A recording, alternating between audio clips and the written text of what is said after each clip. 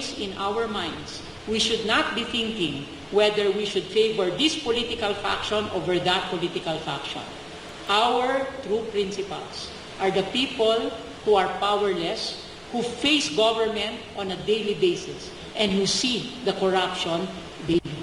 It is not a political faction over the other. Ayan na mga kababayan, itong si Justice or Senior Justice Marvic Leonen ay nagsalita na po. Nanginginig na dito ang Remulla Brothers, mga kababayan. Naku po, ang ICC ngayon naman mukhang nangatog. Nangatog po sila dito nga po sa bagong development kay VP Inday Sara sa pag-announce po niya. At speaking of nangatog, mga kababayan, may listahan na ba kayo sa Day of Reckoning? Ako po ay mayroon na. Dito ko po kinuha kay Attorney Rowena Guanzon, mga kababayan. Ayan po, kung nababasa po ninyo ang mga sinasabi ni Attorney Rowena Guanzon, puntahan nga natin ang kanyang mismong ayan mga kababayan, ito po ito ang mga post ni Attorney Rowena Guanzon Mayroon dito mga listahan na mga sinasabi siya, Mindanao, BARM, ilang bahagi ng Visayas, ilang bahagi ng Luzon, Iglesia ni Cristo, Jesus is Lord, KOJC, mga kapatid natin na Muslim, Ilocos Sur ni Manong Chavit, mga bumiyak sa Solid North. Naku mga kababayan. At ito pa, yung listahan po kung saan mga kababayan, kung listahan mga kababayan ng listahan ng mga sino ang sa araw ng The Day of Reckoning. At ito mga kababayan, ang ICC talagang bakit po sila nagkagulo? Dahil po siguro dito mga kababayan, ayan Daily Tribune, DOJ surrendered of Rhodes alleged co-perpetrators to ICC is BBM prerogative. Ayan na mga kababayan, lumantad na po dito yung pangyayari. Dati pong tinatanggi ito, mayroon pong video dati si BBM na tinatanggi niya, na wala daw po siyang kinalaman dito sa pagkadala kay Tatay Digong sa ICC. Kaya yung The Day of Reckoning, The Day of Reckoning ay malapit na yan mga kababayan. At itong si Justice Leonen, napakalalim pala nitong Senior Associate Justice na ito. Alam nyo, bago tayo mag-formal na mag-umpisa, alam nyo pala, na-research ko si Justice Leonen, ito siya pala mga kababayan. Marvic Leonen ay kasalukuyang Senior Associate Justice ng Supreme Court of the Philippines. Ibig sabihin, siya ang pangalawa sa pinakamataas na ranggo sa mga Associate Justices. Pagkatapos mismo ng Chief Justice at bago sa iba pang Associate Justices. Ibig sabihin mga kababayan, pangalawa, kumbaga, Presidente, Vice President, yan po si Justice Leonen. Siya po pala ay pangalawa. At take note mga kababayan, ito pong si Justice Leonen ay ito po appointed ni Pangulong Pinoy nung kanyang pangkapanahunan. Pero bagamat appointed ito ni Pangulong Pinoy ng kanyang kapanahunan mga kababayan, which is Dilao, maprinsipyo po itong mamang ito at napakaganda po ng kanyang prinsipyo mga kababayan. Dahil hanggang ngayon na magkalaban naman talaga politically ang Dilao at saka itong mga Duterte at mga Marcos, di ba? Noon, diretso po ito. At katunayan pa mga kababayan dito sa impeachment ni VP Inday Sara, siya pa yung punente, di ba? Sa pagbasura ng impeachment. So ibig sabihin mga kababayan, pangalawa siya. Ngayon, pag nag-retire itong si Chief Justice Gismondo, sino nang kasunod? Pagkatapos mga kababayan, ayan na si Vice Presidente na sa 2028. Kaya tumutugma na ang time of reckoning. Kaya dahil dito mga kababayan, silipin po natin kung bakit nagkagulo na ang ICC. Yan po lahat ang ating pag-uusapan Excuse me po. Ngunit bago yan sa lahat ng mga bago pa lang sa akin channel, consider nyo naman paki-like at share ng ating video nang sa ganun ay mas marami pa po ang marating nitong ating mga video. Maraming salamat sa walang sawang pagsubaybay sa mga suki na po natin dito. Nandyan na po kaagad sila pag tayo po ay may upload. Tunguhin na po kaagad natin ang mga detalye mga kababayan. Unahin po muna natin itong mga pangyayaring ito. Ito muna. Kasi yung Congress po ngayon, nagkagulo na po mga kababayan. Baliktaran na po ngayon ng mga congressman. No? Nagkagulo na po sila at nagkabaliktaran na. Ito nga po ang sabi ni Tatay Digong patungkol po dito sa kanyang sitwasyon. Ano ho? I am proud of my legacy and of my service to my countrymen around the world. Let no one doubt my love for and loyalty to the Filipino nation. Amen. Ako man ay nagpapatunay na ganyan po ang legacy ni Tatay Digong at ang pagmamahal niya hindi po matatawaran. Kasi kahit nagsakripisyo siya, tinanggap niya po ang malaking sakripisyo na ito. Makulong ng hindi karapat-dapat, kidnapin ng hindi karapat-dapat. Sabi pa rito, I am proud of my legacy and of my service. Former President Rodrigo Duterte expressed pride in what he described as his legacy and service to the Filipino people, particularly his administration's war on illegal drugs, which led to the crimes and against humanity charges he is facing before the International Criminal Court, ICC. Eto, paano po natin nasabi mga kababayan na nagkagulo na ito? Ano? Unahin po muna natin ito. Nagkagulo na po yung ICC. Diretso na po natin ha. Ayan po. Sabi dito ni Attorney Roque, kaduda-duda bakit inanunsyo ng International Criminal Court ang co-perpetrators samantalang mayroon na silang polisiya na iyong mga taong may warrant of arrest will be treated confidentially. Pansin nyo mga kababayan, mukhang kayo, di ba? So itong ICC, wala po ito silang malinaw, wala po ito silang fakes na paninindigan. Dahil dati na po nila, lagi po nila sinasabi, secret, confidential, di ba? Kaya nga po nila nakuha si Tatay Digong eh. Bagamat alam na po, open secret na po ang sinasabi na mayroong aaresto kay Tatay Digong na mga taga-ICC. Pero hindi naman taga-ICC ang nag-aresto sa kanya eh. Si Tory lang naman ang humila kay Tatay Digong, di ba? Siyempre, kaninong basbas yun? Hindi naman ni Tory kakayanin kahit gano'n si Tory general, hindi basta-basta si Tory gagalaw, kung hindi rin dahil dito. Di ba mga kababayan? At dito nga sa isang interview, sinabi naman ni Boyeng Rimulya. Sino ba? Si Boyeng o si John Vic? Na group efforts nilang ginawa nila. At ito na po talaga ngayon nagpapatunay. Malinaw na. Pinost po ito ng Daily Tribune. Tingnan nyo itong Daily Tribune mga kababayan. Ano? Mukhang time na po talaga siguro ng baliktaran. Ano? Nakikitaan na natin ito ng post. No? Itong Daily Tribune ng mayat maya may mga ganito na silang post. Ano? Sign na ba ito ng kailangan na natin magbalot-balot? Kailangan na natin medyo ayan na. Si Vice President Sara Duterte nag-declare na eh. So, alam naman po natin na susunod na pong Pangulo yan eh. Kung magpatumpik-tumpik pa ka, baka maabutan ka pa ng time of reckoning. Masali ka pa sa listahan na hinanda na ni Atty. Rowena Guanzon. Ito, DOJ surrender of the Rhodes alleged co-perpetrators to ICC is BBM's prerogative. Yan mga kababayan. Ha? Talagang si BBM po ang mayroon talagang pakana ng lahat ng ito. Kaya kung ayaw nyo po, no? Kung ayaw nyo po, manatili po kayo na wala pa rin po kayong iniisip, no? Na day of reckoning, ayaw nyo masama sa day of reckoning, sige lang. Patuloy nyo lang yung gampanan nyo sinasabi nyo na yan, ha? Dito kayo magkakaproblema, sabi niya. Maaring mabanggit ang pangalan niya ayon kay International Criminal Court ICC Assistant Counsel Cristina Conti. Posibleng mabanggit ang pangalan ni Vice President Sara Duterte sa pagdinig ng kanyang ama na si dating Pangulong Rodrigo Duterte kaugnay sa umano'y partisipasyon nito sa usaping extrajudicial killing o DDS killing. Ito'y matapos i-anunsyo ng Vice Presidente ang planong pagtakbo sa pagka-presidente sa yan na, nagkagulo na talaga sila doon mga kababayan. Itong si Conti Jotak gusto pang kalag ka rin si Vice President.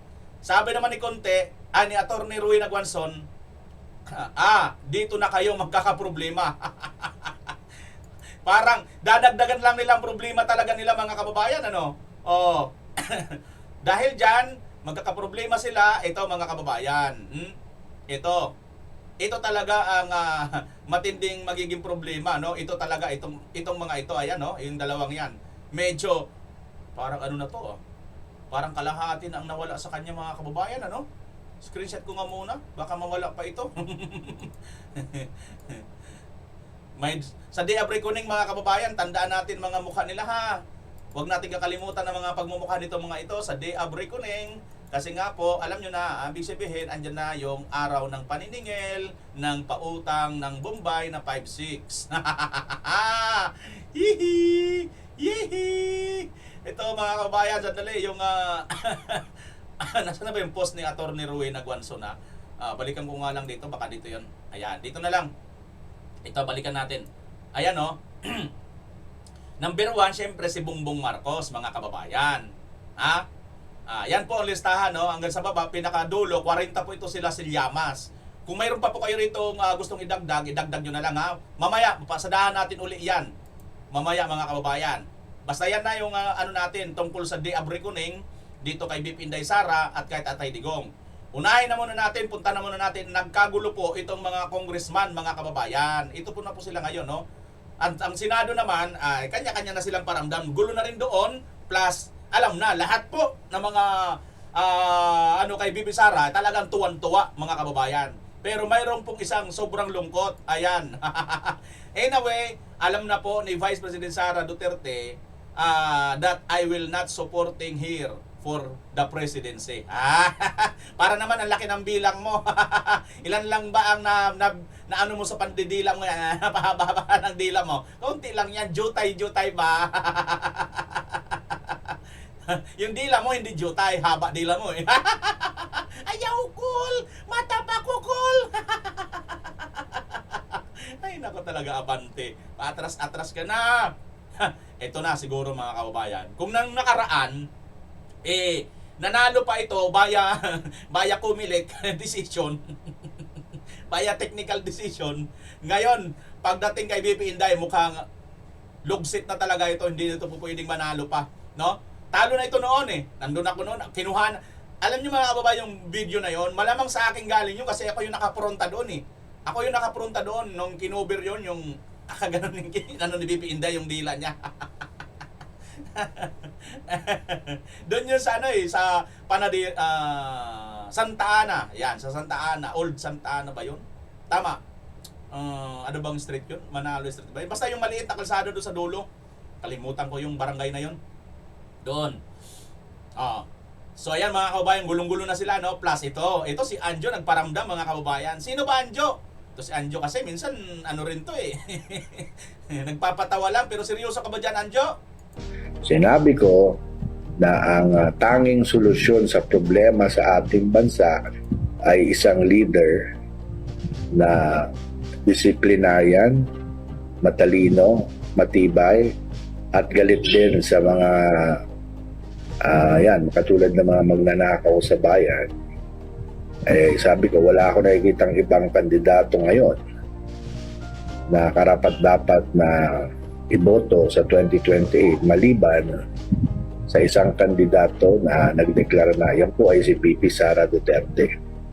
Sinabi ko na ayan mga kababayan, si Anjo Iliana, sinabi niya na wala pong karapat-dapat na maging susunod na Pangulo kundi ang isang disiplinado at galit din sa mga korap. Yan po ay si Vice President Sara Duterte. Yan po ang sabi ni Anjo Iliana. Kaya mga kababayan, ako po, alam na des, tutasin, alam na des, yung dati mong tauhan. Alam na des. Ito na ang mga congressman. Bukod dito mga kababayan kay Abante, anong sanabi nitong ibang congressman? I can tell you that it may affect how the voting will come out. Mabuti na din para sa kanya para malaman niya kung sino talaga ang mga kakampi niya, sino ang hindi niya kakampi. It's an advantage for her right now, especially that the impeachment complaints will be referred to the Committee on Justice. Ayon po yan kay Representative Lawrence Defensor, House Senior Deputy Majority Leader. Sabi naman ni Erice, kapag na-convict si VP Sara, magagalit yung kanyang supporters, which is about 30% plus ngayon. Baka mag-gather pa ng public sympathy at baka kahit sinong Duterte ang lubaban, manalo. Kinilabutan ako doon mga kababayan sa sinasabi dito ni Erice. Ha? Kasi talagang ito mga kababayan, magkakatotoo ito, Sa tingin nyo, ako talaga, totoo ito eh. Subukan ninyo i-impeach, i-convict ninyo si VP Inday Sara, tiyak, mayroon talagang isang Duterte, lalo na kayong walang kapag-asa. At ang masaklap pa nito, wag naman sana mangyari, si Tatay Digong doon nabawian ng buhay sa ICC. Mas lalo kayo talagang wala na talaga kayo. Baka lahat ng Duterte na lang pagtakbo, pagkatapos ni VP Inday Sara, pulong. Pagkatapos ni Pulong, Baste. Pagkatapos ni Baste, si Kitty Duterte. Wala na. Ubos na kayo. Kaya darating ang araw mga kababayan, makakita na lang po tayo. Lahat po ng mga oligarkong mga nang-aapi sa mga mahihirap, mga politikong mga mga sugapa, magnanakaw. Makikita po natin, maghihirap po yung mga yan. Magsisipayatan po yan mga yan, mga kababayan, katulad po nitong si kanina yung sino ba yun? Yung ito magsisipayatan po yan mga yan. Ito magiging kamukha yan ito Kita nyo ilang pa lang, di ba? Ilang linggo pa lang, ilang buwan pa lang na mayayat na kaagad kalahati na kabayan ng pinayat ni Martin Hala ka. Lalo na ngayon siguro na-stress na naman, nadagdagan ng stress nitong magpinsan na ito nang mag-announce sa si VP Inday Sara. Insan, ano ba Insan? Maglaglagan pa ba tayo o magsama-sama na lang tayo? Mayroon ka na bang passport sa ibang bansa Insan? Katulad ni Gibo, may Malta. Si Irech sa Amerika, balik ulit si Irech. Sino pa ba ang may mga passport dyan? Naunahan na kayo ni Saldico, si Saldico nandun na Mayroon na sa saan ba yun? Si Saldico sa Portugal, no? Yan mga kababayan, kaya nagkagulo na po sila, nagkagulo-gulo na po sila ngayon na ito pong si VP Inday Sara ay pumalaot na po sa pagkapangulo, no? Ayan. Ito, pakinggan na po natin. Ito, muna natin ang mga iba pang sa pagtakbo ni VP Sara. Yung mga senador nagkagulo na rin sila yung iba ng mga supporter ni VP Sara nagkatuwaan po mga kababayan. Okay? So ito, pakinggan na po natin si Justice Leonin kung ano po ang kanyang sinasabi. Napakahusay pala nitong taong ito. Your Honors, Your Excellencies, mga kasama, mga kauban, kakadwa nga nagkapu itinaduma-duma nga ili, fellow seekers of justice. Assalamualaikum warahmatullahi wabarakatuh. Warmest greetings of a just and lasting peace. Isang mapagpalayang umaga sa ating lahat. Thank you again for your invitation. Last December, I spoke to this institution about corruption and the need to remove erring officials from our ranks by establishing efficient processes. I return today with an emphasis on reform, something that concerns our offices as well as the entire government. Luckily, corruption is now being openly discussed, fueled by years of disservice to our people. Corruption eats at the core of who we are as a people. Banat yan mga kababayan, tinan nyo don't favor political factions. Ayan po, Associate Justice Leonin sa Ombudsman. Di ba? Banat ni bumanat si Associate Justice sa Ombudsman kay Buying. Ayan don't favor political factions. Ay bakit ba? Di ba nakikita nyo naman ngayon ang ginawa ni Buying, puro lang pabor dito kay Marcos. Mula pa noon kay Bantag, di ba mga kababayan? Our growth as a nation is crippled and stunted by it, testing our resolve and our ability to do good, honest work. We should not address these issues with quick cosmetic solutions, but rather take on the difficult work of understanding the root causes and, from there, identifying ways to achieve real, sustainable change.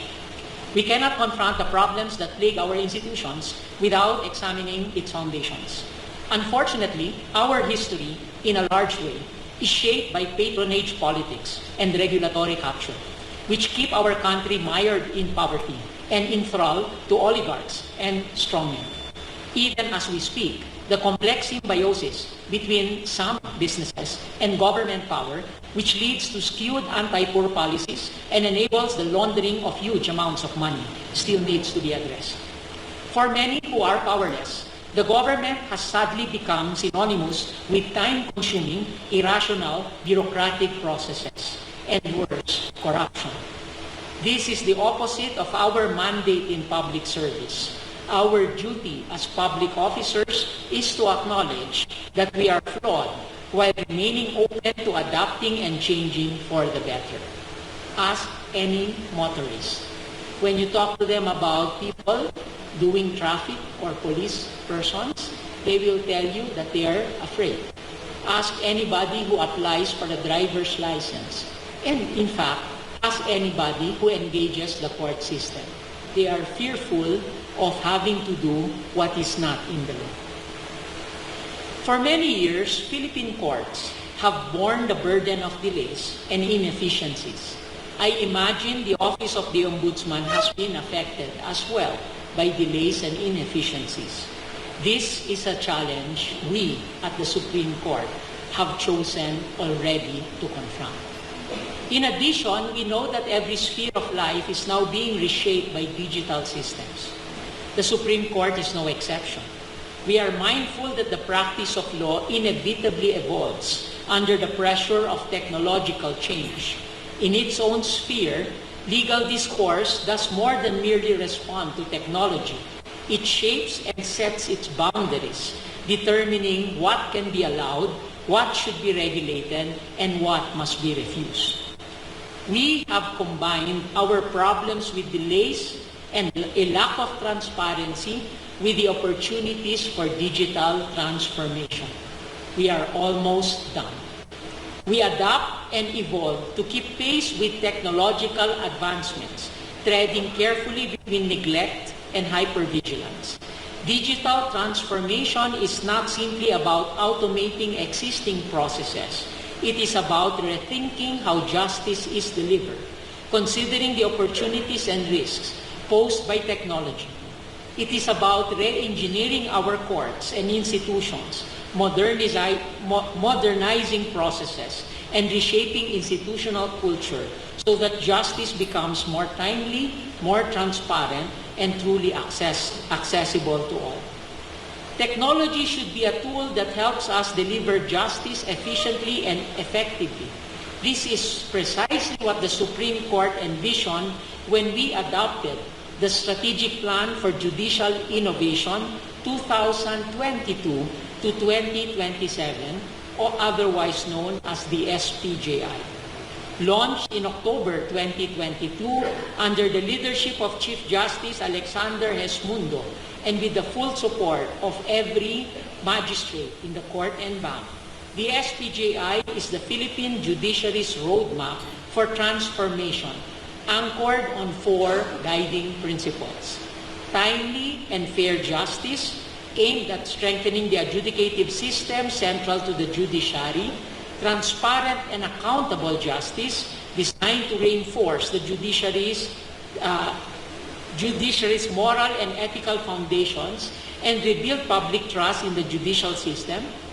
Equal and inclusive justice, focused on expanding access to justice for all, especially those historically excluded or marginalized, and technologically adapted management, aimed at embracing and integrating modern technologies to improve access to justice and the court's efficiency and effectiveness. SPJI is pursued through 3 strategic goals: efficiency, innovation, and access. To reach our goals on innovation, the SPJI set 5 objectives. First, modernizing our court processes. Second, strengthening ICT governance, management, and opportunities. Third, promoting the effective use of data in policymaking. Fourth, upgrading information sharing across the justice system. And finally, capitalizing on artificial intelligence for legal research and court operations. we have already rolled out nationwide a full transcription program that can be done almost real time. And we have also in the agenda of the bank a full governance framework on the deployment of AI ethically in the judiciary. One of our most active efforts towards innovation and perhaps one of our most ambitious initiatives under SPGI is court modernization. Right now, as I speak, the court and the entire judiciary is implementing eCourt PH 2.0, which we have already shortened to eCourt PH, which envisions a judiciary in every stage of the judicial process, conducting its operations digitally. Our target is, by the middle or third quarter of this year, you will be witness, as you are witnessing now, fully digitized courts, fully paperless courts, except for initiatory pleadings, and I will explain why later on. eCourt PH aims to address the problems we have encountered in paper-based systems, particularly the delays in court procedures caused by physical document handling, issues with filing pleadings, transmitting records for appeals and motions, and serving documents on the other party often lead to prolonged case resolutions, ultimately resulting in delayed justice. By digitizing the complete process from filing to adjudication and service, and providing real-time updates on case statuses, lawyers can work more efficiently, hopefully alleviating their clients' suffering promptly. Transforming to a digital system helps minimize delays, making the judicial process more transparent and equitable. We will be fully paperless by the end of this year. We hope that the Ombudsman systems can keep pace with our digitalization efforts. And with your current leadership, I am fully confident that you will. eCourt is divided into five components. Component 1 focuses first on the electronic filing and service of court documents in all civil cases across the Our goal for electronic filing is to ensure that the filing with the court occurs at the same time as service to the other party, making it instant. Parties are considered served as soon as they receive the filing in their email inbox. We have successfully launched this first component last year by implementing our electronic filing measures under Rule 13-8, known as the Interim Rule on Electronic Filing and Service of Pleadings, Judgments, and Other Papers in Civil Cases. Effective December 1, 2024, electronic filing is now the primary mode of filing pleadings in civil cases, except for initiatory pleadings, for the simple reason that we need to still issue summons. And the way to acquire jurisdiction on the other party, in accordance with Rule 14, is to tender a physical copy of summons together with the complaint.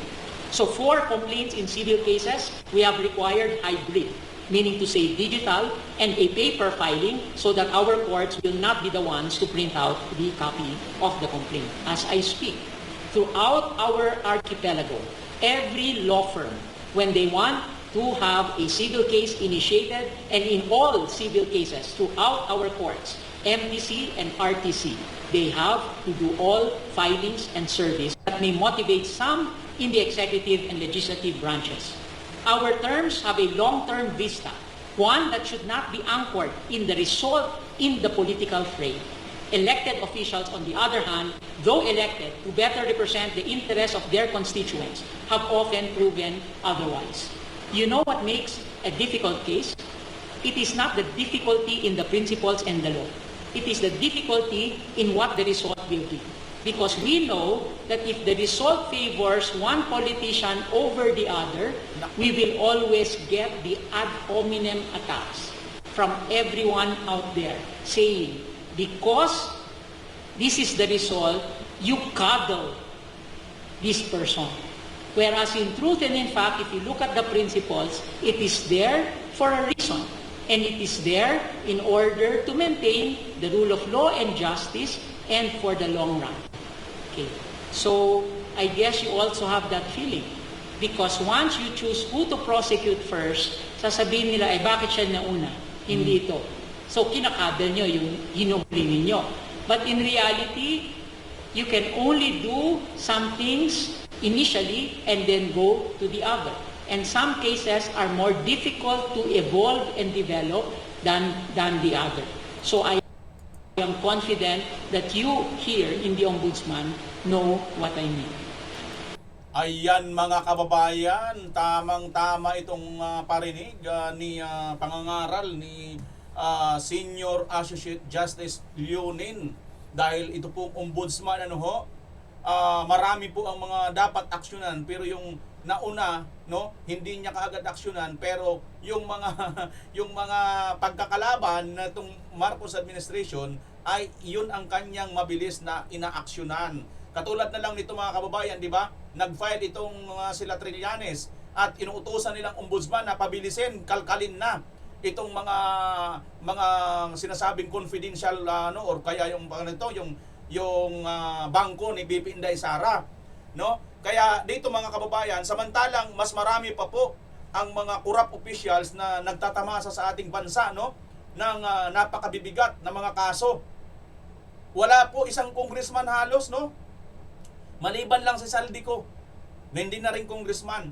Wala pang congressman ngayon na binubusisi sa ombudsman, pero si Vice President Sara gusto na nilang busisiin. Samantalang itong mga congressman, katakot-takot, bilyon-bilyon po yung mga contractors na congressman. Wala pong kaya ikaw, Ombudsman Remulla, ako, nasa listahan ka ni Atty. Roy Naguanzon at ng mga Duterte supporters. Ayan, saan ba si Remulla? Boyeng, basta nandito yan ito, ayan, Remulla, Boyeng Remulla, pang-5. Bongbong Marcos, Lisa Marcos, Martin Luther King, Sandro Marcos, Boyeng Remulla, General Torre, John Vic Remulla, magkapatid na Remulla, Abante, pang-8 ka Abante, Joel Chua, Beatrix Luistro. Mamaya natin pasadaan ng tuloy dyan. Patapusin lang muna natin si Justice Leonin. To be appointed allows a modicum of freedom from the current systems. We are given the privilege of thinking long-term and planning reform for the duration of our service, much like the SPGI. In theory, this unique position releases us, is supposed to release us from the anchor of short-term politics. The office and the ombudsman and the judiciary are responsible for bringing to justice those who violate the law, ensuring vigilance against abuse of power. We don the cloak as arbiters between the people and the justice system by guarding against impunity. The ordinary person cannot directly go head-to-head against these powers, which is where our duty comes in to tip the scales of justice in favor of the oppressed and marginalized. Always in our minds, we should not be thinking whether we should favor this political faction over that political faction. Our true principles are the people who are powerless, who face government on a daily basis, and who see the corruption daily. It is not a political faction over the other. Officials have been caught in corruption cases, signaling the need for intervention by institutions such as ours. Recent events have revealed the need to further strengthen our institutions, streamline our processes, and prevent delays in the administration of justice. Our role as vanguards of justice is now more than ever apparent, and we are called to respond at a crucial time in our justice system. However, we acknowledge the factors which still weaken our independence. Appointed officers might become beholden to their appointers, fostering a sense of obligation. This impairs their judgments. I would always say, after you are appointed by a president, after you are appointed by the person that appointed you, your duty now is no longer to the appointing officer, it is to our people.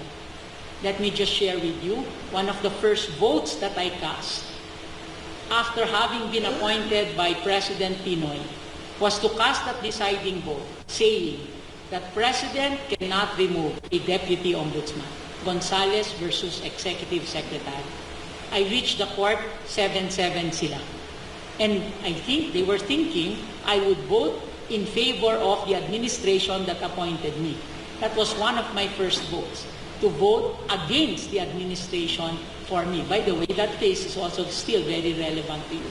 Gonzales versus Executive Secretary.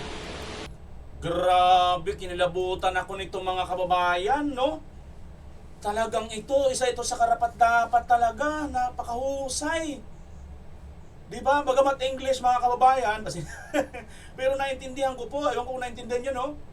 Huwag kayong mabuburingan mga kababayan sa mga nakakaintindi ng English. O, salamat, pero sa hindi nakakaintindi katulad ko, pasensya na kasi hindi ko na matranslate lahat ito. Basta ano nyo na lang. Pero ito yung naintindihan ko. Pag kayo daw mga appointed officials, no? Pag na-appoint na kayo ng kung sino man nag-appoint sa inyo, lalo kamukha niya presidente, so ibig sabihin ano na kayo, yung hindi na kayo dapat doon sa sa titingin doon sa nag-appoint sa inyo, kundi sa taong bayan na kayo may pananagutan. Ganito ang ginawa niya, isang sample pala nito mga kababayan, yung Ombudsman Gonzales ba ito? Nag 7-7 pala mga kababayan, kasi 15 yata ito sila ng mga associate justices, no? 15 yata ito sila, kasama na ibang Chief Justice dyan sa 15. So yung 15 7-7, so pang 15 ang boto sana inaasahan papabor siya sa administrasyon na nag-appoint sa kanya. Sino? Si Pinoy. Pero mga kababayan, kahit si Pinoy ang nag-appoint sa kanya, hindi niya pinaboran ang administrasyon that time. Ito ang kailangan ng bayan. Mga katulad nito ng mga leader, mabuti na lang, kagalang-galang, Your Honor, ikaw talaga, karapat-dapat ka dyan, Chief Justice Leonin. Kaya naman pala mga kababayan, tingnan nyo yung punainti ng unanimous decision ng pagbasura ng impeachment kay Vice Inday Sara, mga kababayan. Na which is, ganito na naman mangyayari, mababasura na naman po ito, no? Napakahusay nito ni Justice Leonin, mga kababayan. Dito muna siguro natin ikakat ng konti, mahaba pa po kasi ng video niya, pero panoorin pa ninyo ng buo. Ito pa, bago natin ituloy-tuloy reaction, ito kasi, ito yung pinaka-highlights ng sinabi niya panoorin. Always in our minds, we should not be thinking whether we should favor this political faction over that political faction. Our true principles are the people who are powerless, who face government on a daily basis, and who see the corruption daily. It is not a political faction over the other. Yan mga kababayan, napakahusay nitong abogado na ito, no? Talagang justice na to si Leonin, talagang karapat-dapat itong kanyang paninindigan dito, no? Yan dapat ang paninindigan, at salamat naman sa Diyos, mayroon pa tayong katulad ni Justice Leonin na napaka matino, maayos at sumusunod sa tamang batas, no? Katulad dito. Kasi kahit appointed siya ni Pinoy, hindi niya po pinaburan yung nag-appoint sa kanyang si President Noynoy noon. At nito ngayon, nung panahon ni Tatay Digong, kahit ano pang mga desisyon na mangyari, wala rin siyang basta kung ano talaga yung tama. Katulad na itong kay Vice Inday Sara, na kahapon lang po mga kababayan, mukhang hindi na nadala itong mga nag-file na naman, pang-apat na naman impeachment. So, nakaraan, nagdesisyon ng Korte Suprema at inaffirm pa nila mula dun sa 13, naging 14 pa. Na unanimous, wala pong tumutol na ibinasura. Bakit? Kasi nga po, technical sila dahil dapat sa loob ng isang taon, isa lang ang ipa-file nilang impeachment. Ngayon, ito na naman nangyari ngayon, magiging part 2. So, maulit-uli yun mga kababayan. Bakit? 4 na naman ngayon, 4 yung nakaraan ngayon, 4 uli ngayon. At ang matindi pa nito, sinabi ng Supreme Court, ang decision nila noon, ito sila Justice Leonin, sinabi nila noon na po pwede kayo mag-refile February 6. Pero ngayon, dahil nga sa sobrang atat ng mga demonyo, mga yawa na lang para medyo cute. May cute bang yawa? Yawa. Mayroon si Auntie Claire. Joke. Di ba? Ayaw, cool. Di ba mga kababayan? So mga yawa talaga. Biruin mo. Ha? Pang-apat ba naman? Tapos nag-file sila, ang sinabi ng Supreme Court ng una, February 6. Tapos, unanimous decision, 13 na mga hukom ang naghukom doon na February 6. Tapos, nag-apila sila, nag-motion sila, inaffirm pa nila yung decision, dinagdagan pa, naging 14 na, unanimous pa rin. Na ano pa rin yun? February 6. Nag-file itong mga gonggong na ito, February 2. Ngayon, nag-file na naman kahapon pang-apat. So ano ito? Doon pa lang sa sinabi, sa bagay, matino naman eh. Hindi naman tayo ito, no? Pero kung ako tutuktukan ko talaga itong mga ito, ang kukulit niyo hindi kayo makapaghintay. Sinabi na namin February 6. February 2 na naman kayo, nag-file ka agad. Masyado kayo talagang atat na atat. Ha? Yan mga kababayan, kaya part 2 na po yan. At kung dito makalusot man sila dyan sa Congress, hindi man sila mga tog dyan, although sa ngayon mga kababayan, mukhang ano na talaga ito, nangangatog na talaga ito mga ito. Sila na mismo nagsasabi yung itong mga ito, sila na mismo nagsasabi. Makakapit talaga sa kanilang boto. At ito naman si Kong Erese, sinasabi din naman yan, sa Ring Dilawan, sinasabi niya rin na pagka tinanggal ninyo yan, ay yan patuloy ang mas matinding dahilan para kahit sinong Duterte ang tumakbo, wala na kayong mapag-asa. Kaya napakaganda napaka-brilliant move ng ginawa ni Vice President Sara Duterte. Ito yung tinatawag na defense offense. Dumidepensa si BP Inday. Alam nyo kung marunong kayo maglaro ng chess or alam ninyo, kahit hindi kayo magaling katulad ko, no? Marunong ako maglaro ng chess Sa laro ng chess, parang mayroon ka dyang move na depensa pero offense pala yon. Ganyan ang ginawa ni BP Inday. Yung queen, dumidepensa yan pero opensa pala yon. Ganyan yung laro ng queen, mga kababayan. And this time, si BP Inday parang queen. Di ba? Kasi yung hari, parang inutil Oo nga, mga kababayan. Sino rito ang marunong maglaro ng chess? Di ba yung hari, wala namang ginagawa yan, nandun lang yan. Binabantayan lang yan ng kanyang mga alipures. At ang pinakamatinding kanyang taga-suporta, taga-bantay, ay ang queen. Ngayon, queenless. Mayroon siyang queen, bake. Kukak ang kanyang queen. Paano yan? Yung queen ngayon na babanat sa kanya, nakaganon na Ito na, malapit na ma-checkmate. Ito ngayon yung queen Andito naman si Kukak, babaki-baki dito sa gilid. Kukak. Mak. Gumaganon dito sa gilid si Bake, di ba? Dito naman si Bangag. Ito na ngayon ang Rhina na talagang umaaligid na yung black face na Rhina, di ba? Ganon. Umaatake na. Isang maling move na lang. So, umatras ng konti kasi nga defense dumipinsa dahil medyo may mga matitinding atake sa kanya ngayon andito yung mga pawn, andito yung kabayo, andito yung bishop, andito yung rook, umatake sa kanya kaya umatras ng konti. Hindi nila alam, isang maling hakbang lang nila or isang hakbang lang ng queen, checkmate na si Bangag. Ganyan po mga kababayan, katalino, kahusay ang move na ito ni Vice President Inday Sara Duterte. Kahit saan sila itulak, checkmate na, kaya kailangan na lang nila nito mga kababayan. Alam niyo ang gagawin na lang nila? Ang habol na lang nila is stalemate. Patay oras. Maubusan ng oras or ma-stalemate. Ano ibig sabihin ng stalemate? Yung hindi na rin makakagalaw.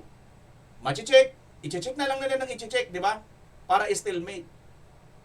Ganyan mga kababayan nangyayari. Pag kumbaga habol na lang nila nito, makatabla man lang. Dahil hindi na nila kakayanin na magkamali pa sila ng isang maling move. Dahil isang maling move nila, checkmate sila. At yung mali na yon, once na in-impeach nila si BP Inday Sara, mas yun na yung pinakamalaki nilang pagkakamali. Isa yon sa mag-checkmate sa kanila. Ngayon, medyo may ano pa to. At ang isa pa sa mga maling move nila mga kababayan, baka mag-move ang nature, si Tatay Digong, wag naman sana, dun na abutan. Yun na. Pag nature na yung gumalaw, alam po natin, saksi po ako, nakita ko namatay nabutan ko namatay si Ninoy, si Kure, si Pinoy noon, si Ruas noon ang kumakandidato. Si Pinoy wala yan, never heard yan si Pinoy. Although senador siya, pero baliwala yan. No? Pero nang namatay si Kure, ayun na. Iyak tawa si Ruas na purnada yung pagpresidente niya. Si Pinoy. Baga awa effect. Sa tingin niyo mga kababayan, sa ginawa kay Tatay Digong at sa nagawa ni Tatay Digong, di baga mas lalong madoble, matriple yung awa, yung simpati sa mga Duterte sa nangyari sa kanila. Isipin niyo yan mga kababayan. Yan ngayon yung inyong mabigat na iisipin. Kaya mga kababayan, ito na tayo. Balik tayo dito. Ito na ang basic, no? Ito na yung basic mga kababayan. Sino-sino ito? Ayan, no? Bongbong Marcos. 40 po ito mga kababayan, ha? Tandaan nyo po ito. Pinost po ito ni Atty. Rowena Guanzon 22 hours ago. Lista nyo na po ito mga kababayan. Sa Day of Reckoning, malapit na yan. Malapit na mag-showing ito.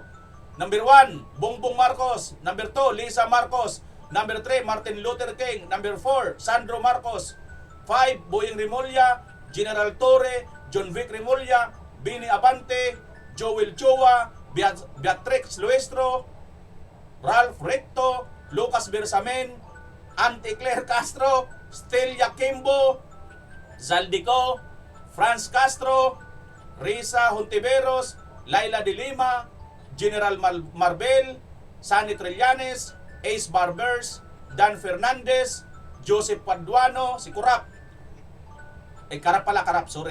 Eduardo Anyo, Larry Gadon, Arlene Brusas, Ting Lacson, Bronner, Gibo Chidoro, Jod Asedre, Jay Konghon, Janet Garen, Sharon Garen, Terry Redon, Tito Sen, Jam Magno, Thinking Pinoy, si Falses, si Mesos Falses Bakla, Hyderian African, at si Lamas. Nasali si Lamas mga kababayan. Ayan na. Ayan na mga kababayan. Okay? So ito, 40 po ito. Kung mayroon pa po kayong idadagdag sa listahan, ang mga congressman ninyo, kung mayroon dyan mga tambaluso sa mga congressman, huwag po kayong mahiya, i-comment nyo po dyan sa baba. Dagdag nyo po dyan sa 40 na yan. Kung sino pa ang mga dapat idagdag sa 40 na yan. At ayan nga po mga kababayan, sino-sino ang maaari natin isama dito nga po sa Day of Reckoning mga kababayan. Malapit na mag-showing po yan anytime, any day. Basta abangan lang po natin mga kababayan pagdating ng panahon. Alright mga kababayan, maraming salamat po sa inyong walang sawang pagsubaybay, panonood, paglalike, pag-share ng ating mga video. Sa shoutout, sunod na lang po tayo mag-shoutout dahil mayroon po akong lalakarin ngayong importante. May program po tayo sa Birada Aguila. Sa mga hindi pa po nakasubaybayan po, Birada Aguila, puntahan nyo po ako, doon po tayo nagla-live sa Birada Aguila. I-type nyo na lang po dyan, Birada Aguila mga kababayan, sa inyong YouTube. Makikita nyo po kami mamaya alas 2. Nandun po kami. Kaya comment na lang po kayo dyan, pa-shoutout kayo. Banggitin nyo ang pangalang VMR para makita ko kaagad kayo. Okay? Mga kababayan, maraming salamat po muli. Pilipinas as always. Bye-bye!